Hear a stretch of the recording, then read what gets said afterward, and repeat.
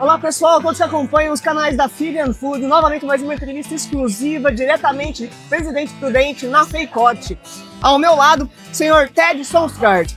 Ele é uma das maiores autoridades mundiais em genética animal. Ele foi diretor do Departamento de Agricultura dos Estados Unidos, do USDA, e ele é reconhecido por liderar o desenvolvimento das primeiras variantes comerciais da seleção genômica para bovinos. Sr. Sonstegard, Mr. Sonstegard, thank you very much for your availability to talk with us for Feed&Food channels. De nada. De nada. Just talking a little bit in Portuguese or just in English? Mais ou menos. Mais ou menos? Yeah, mostly English though. Okay, of course, Yeah. of course. Mr. Sonstegard, and how are the genomic technologies changed with cattle selections over the past decade? So if you're talking about genomic selection, which is using DNA SNP chips to get the DNA fingerprint on the animals and then compare it against the phenotypes to make predictions for future generations, that technology has taken off tremendously in the past 10 years. It's the dairy industry uses it quite heavily to select its future sires, and they've made tremendous genetic progress at improving production, animal health traits, functional traits. On the beef side, they're also using it for improving somewhat growth performance, but more carcass quality and residual feed efficiency. And then in Brazil, I'm not quite aware what the situation is. Okay. So, Sonstegard, about it, what genomics improvement tools do you consider the most impactful currently available to beef producers? Yeah, so I think you need to use a multi-prong approach. You need to know your animals. Of course, they have to pass the inspection of the eye of what type you want. So still human observation is very important in picking functional animals. I think genomics help you know what traits they have, and therefore you can develop breeding schemes to carry those traits on forward to your future generations. And then we work with a new breeding technology where you can actually go in and introduce traits by just changing the DNA code to make those animals either more resilient to a tough environment that they're not typically do well in, so they can't perform to their genetic potential, or you could provide animal well-being traits like animal health to be more resilient to disease. We don't really focus on growth traits because the farmers are doing a good job on that already, but we would work more on traits that add value to the farmer. It's a very difficult process, né? Yes. So I would consider the new breeding technologies are more complementary to the genomic selection and previous traditional practices of just selecting the best animals to breed with the best animals. It's different to talk about improvements genetic studies in Brazil, in the United States, in other countries. What's the difference to talk about these improvements, in your opinion? Well, I think between the two countries, you have differences in the base origin of the breeds. Most of the breeds in the US are derived from taurine cattle. Traditionally, those are more adapted to temperate environments, and they've been under selection for decades, heavy selection. And the breeders have done quite well at making the animals that the market wants. In Brazil, you have the situation of, tougher climate based on tropical conditions. The taurine breeds don't work very well here unless they become adapted. So you've had the zebu animals, and I think previous to them coming to Brazil, there wasn't much selection on those breeds. So you've done a tremendous job on selecting for better growth here.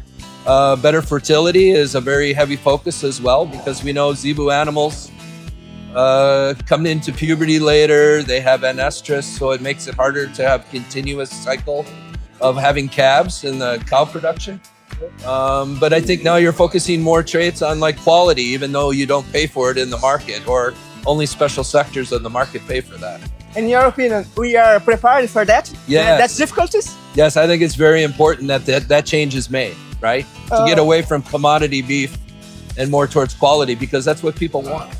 And Mr. Sonstegard, how is the genetic selections helping breeders making more accurate and faster decisions compared to traditional selection methods? Yeah, so if you have precision phenotyping equipment, so like ultrasound as an example, it can tell you those animals that are outside of the average. So the outliers, those would be ways to select for animals. The DNA fingerprint can tell you those animals that have the potential to make animals that are going to move the average to a position that's better for the farmer and the market. And then with the new breeding technologies, we can improve animal well-being and adapt them to different environments. And the farmer can use those tools as well through buying genetics that have those traits to help make their management easier and to increase their profit level. Perfect.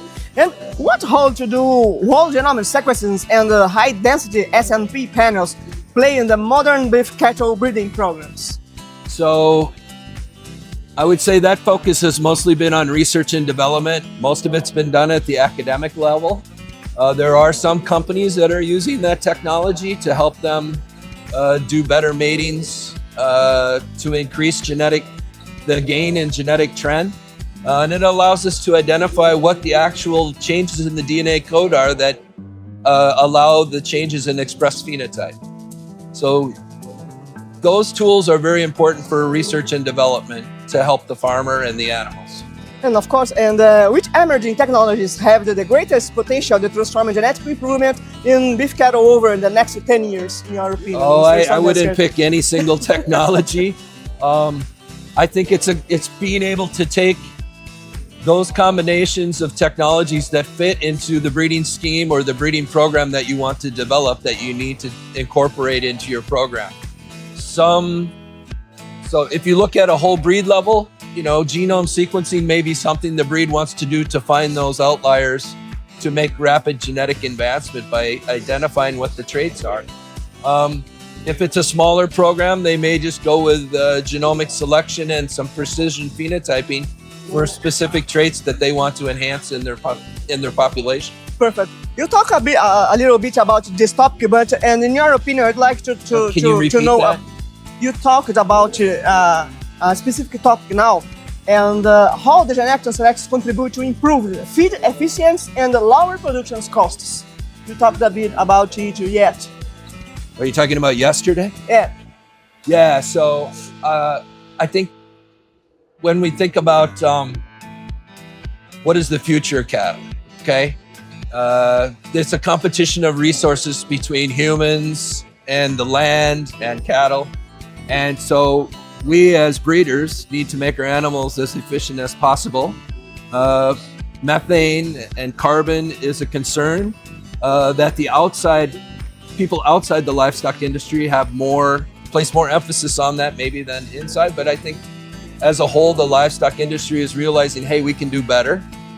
So understanding improvements in feed efficiency, it makes livestock production more sustainable. And the high costs is then the focus in the area systems yet? Yeah, of course, reducing costs is something that producers always need to do if they want to stay in business. Yeah, so my brothers are in cattle ranching as well, and they focus on moderate productive cows that are going to have high weight gaining progeny, for example, because that's what fits their system. Perfect. And what advances have been made in selection cattle with the lower environmental footprints, particularly regarding methane emissions? Yeah, so I think just by doing breeding to improve the stock for even increased production, we make the animals more efficient. And when you make the animals more efficient, it's not the story people want to hear, but you actually reduce animal numbers, but you produce the same amount of units. And that's been the story of the dairy industry over the past 60 years is, in the US, we have about half the number of cows and we still produce the same amount of milk. Perfect. Now, a final question. And how do genetic tools have producers balance productivity, profitability, and sustainability goals, in your opinion? How Yeah. to balance these Yeah, questions? so I think the way that most producers do that is through genetic indexes where they combine traits together. They take all of these values in and puts it into a complex formula, spits out something based either upon the genomics or just on phenotypes that have been collected that tells you whether that animal has a potential to perform really well in that index. An example of that would be dollar profit in the Leachman system. In the dairy, they have different indexes. Some are more important than others, but right now a big focus has been either on dairy wellness or net merit dollar, which is a complex index of many traits to help advance across a spectrum of phenotypes. And Mr. Sonstegard, a final message do you have for our producers in Brazil about what you have to do to be prepared for our future in genomic studies for our improvement? Yeah, so I think keep doing the hard work in the field. Phenotypes are very important to collect. You can't do anything without those as far as making improvement.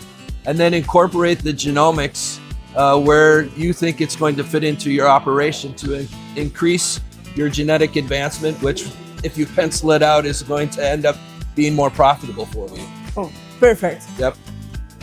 A todos que acompanharam os canais aqui da Feed&Food, pessoal, eu conversei com Tad Sonstegard, uma das maiores autoridades mundiais em genética animal.